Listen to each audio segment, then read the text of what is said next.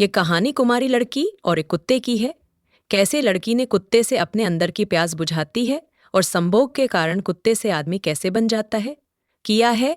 इसका राज कहानी बहुत अच्छी है, पूरा सुनी, मजा आएगा। सदियों पहले देवताओं और राशियों के आशीर्वाद से स्थापित एक प्राचीन राज्य था विजयगढ़। यहाँ का राजा चंद्रसेन अपनी वीरता और न्यायप्रियता के लिए प्रसिद्ध था, लेकिन उसके छोटे पुत्र राजकुमार प्रताप का जीवन प्रेम और श्राप की कहानी बनकर रह गया। राजकुमार प्रताप साहसी और सुंदर था। वह केवल एक योद्धा नहीं बल्कि प्रकृति से गहराई से जुड़ा व्यक्ति था। उसे जंगलों, पशु पक्षियों और प्रकृति की हर चीज से लगाव था, लेकिन उसकी किस्मत में प्रेम से अधिक पीड़ा लिखी थी।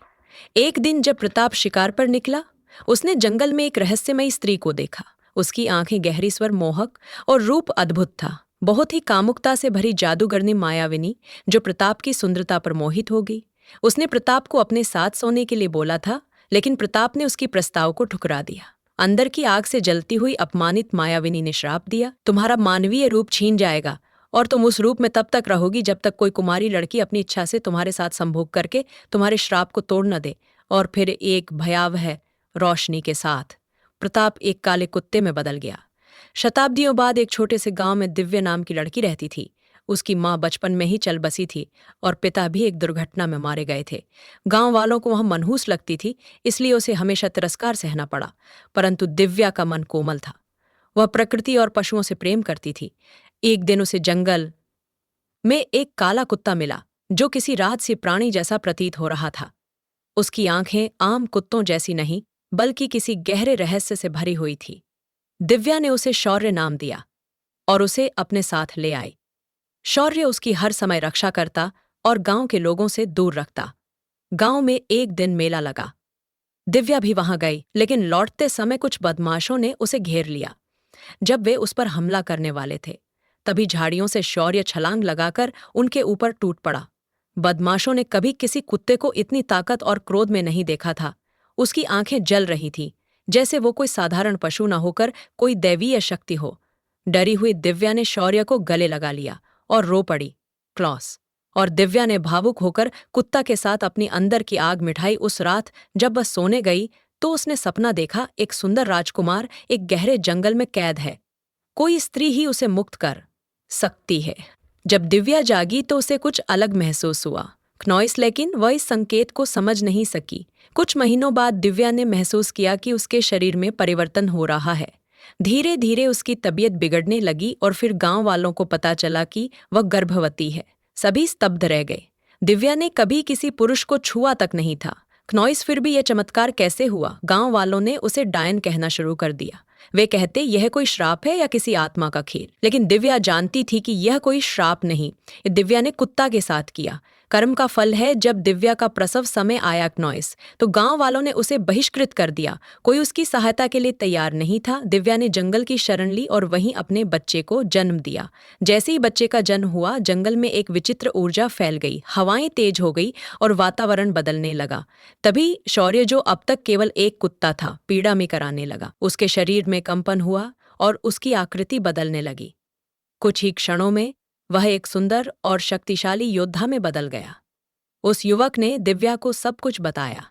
मैं राजकुमार प्रताप हूँ। सैकड़ों वर्षों पहले क्नॉइस मुझे एक मायाविनी ने श्राप दिया था। केवल सच्चे प्रेम से यह श्राप टूट सकता था। जब तुमने मुझे अपनाया, मुझसे प्रेम किया और हमारा पुत्र जन्मा, तब मेरा श्राप समाप्त हो गया। दिव्या की आंखों में आंसू आ गए, परंतु प्रताप की आंखों में दर्द था। मेरा समय समाप्त हो रहा है क्नॉइस। इस श्राप के टूटने के बाद मैं इस संसार में अधिक समय तक नहीं रह सकता, लेकिन हमारा पुत्र तुम्हारे साथ रहेगा। कुछ ही क्षणों में प्रताप की देह पत्थर की तरह कठोर हो गई और फिर वह राग बनकर हवाओं में विलीन हो गया।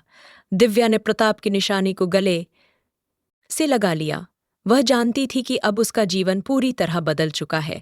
गांव वालों को जब सच्चाई का पता चला तो उन्होंने दिव्या से क्षमा मांगी, लेकिन दिव्या ने गांव में लौटने से मना कर दिया। वह अपने पुत्र के साथ जंगल में रहने लगी और कहा जाता है कि उसका बेटा असाधारण शक्तियां से संपन्न था। वह जानवरों से बात कर सकता था, हवा से संकेत ले सकता था और भविष्य को देख सकता था। कहा जाता है कि कभी कभी जंगल में काले कुत्ते की छाया दिखाई देती है और हवा में एक रहस्यमयी फुसफुसाहट सुनाई देती है। प्रेम कभी नहीं मरता। प्रेम किसी भी श्राप को हरा सकता है। दिव्या अब अकेली नहीं थी। उसके साथ उसका पुत्र विराट था, जो किसी सामान्य बालक की तरह नहीं था। जैसे जैसे वह बड़ा होता गया, उसकी विशेष शक्तियां उभरने लगी। वह जंगल के हर जीव से संवाद कर सकता था। जब भी कोई संकट आता, हवाएं उसे पहले ही संकेत दे देती। उसकी आंखों में एक अजीब चमक थी, जैसे वह किसी और युग का योद्धा हो। जब विराट 5 वर्ष का हुआ तो एक दिन जंगल में एक साधु आया। उसने दिव्या को देखते ही कहा, ये कोई साधारण बालक नहीं है, ये एक नई कहानी का आरंभ है। साधु ने विराट का हाथ देखकर भविष्यवाणी की, एक दिन यह बच्चा अपने पिता की अधूरी लड़ाई लड़ेगा। एक प्राचीन शत्रु फिर से उठेगा और इसे अपने भाग्य का सामना करना होगा। दिव्या घबरा गई। उसने साधु से पूछा, कौन सा शत्रु? साधु ने गहरी सांस ली और कहा, जीस जादूगरनी, मायाविनी ने तुम्हारे पति को श्राप दिया था। वह मरी नहीं है, वह अब भी जीवित है और वह इस बच्चे को भी श्राप देना चाहेगी। विराट पर संकट के बादल। साधु की बात सच निकली। कुछ वर्षों बाद जब विराट 9 साल का हुआ तो जंगल में अजीब घटनाएं होने लगी। पशु अचानक आक्रामक हो गए। दिव्या के चारों ओर अजीब परछाइयां घूमने लगी। विराट को बार बार अजीब सपने आने लगे, जिनमें एक स्त्री काले वस्त्रों में उसे बुला रही थी। फिर एक रात आसमान में बिजली कड़कने लगी और हवा में मायाविनी की ठंडी हंसी गूंज उठी, तुम्हारा पुत्र अब मेरा है। दिव्या मायाविनी जंगल में प्रकट हुई। उसकी आंखों में वही अंधकार था जिसमें प्रताप को शराब दिया था। उसने विराट की ओर हाथ बढ़ाया, लेकिन तभी दिव्या ने अपने बेटे को ढाल की तरह अपनी बाहों में भर लिया। नहीं, इस बार मैं अपने परिवार को खोने नहीं दूंगी। मायाविनी हंसी, तुम क्या करोगी? तुम केवल एक सामान्य स्त्री हो। लेकिन तभी जंगल में हवाएं तेज हो गई, पेड़ झूम उठे और विराट की आंखों में वही रोशनी चमकने लगी जो कभी उसके पिता प्रताप की आंखों में थी। विराट ने हाथ उठाया और एक शक्तिशाली ऊर्जा मायाविनी की ओर बढ़ी। मायाविनी चीख उठी, यह संभव है? एक बच्चे में इतनी शक्ति! लेकिन विराट अब कोई साधारण बालक नहीं था। वह अपने पिता की शक्ति और अपनी माँ के प्रेम से जन्मा एक चमत्कारी योद्धा था। विराट और मायाविनी के बीच भीषण युद्ध हुआ। जंगल हिल उठा, पक्षी भयभीत होकर उड़ गए और हवा में बिजली कौंधने लगी। आखिरकार विराट ने अपनी ऊर्जा से मायाविनी को जला दिया। वह चीखते हुए धुएं में बदल गई और हमेशा के लिए नष्ट हो गई। विराट ने दिव्या की ओर देखा और मुस्कराया, अब कोई श्राप हमें नहीं तोड़ सकता। मां, इस युद्ध के बाद विराट को अपने वास्तविक उद्देश्य का आभास हुआ। वह केवल एक बच्चा नहीं था, वह एक नए युग की शुरुआत था। दिव्या उसे विजयगढ़ ले गई, जहां विराट को उसका वास्तविक अधिकार मिला। राजकुमार, प्रताप का पुत्र और राज्य का भविष्य। विराट को वह उसका सही स्थान मिला और उसने अपने पिता की विरासत को संभाले हुए एक नए युग की स्थापना की। अमर प्रेम और शक्ति की कहानी दिव्या, प्रताप और विराट की कहानी एक यादगार गाथा बन गई। आज भी जब जंगल में तेज हवाएं चलती है तो लोग कहते हैं, यह विराट की शक्ति और प्रताप के प्रेम का संकेत है।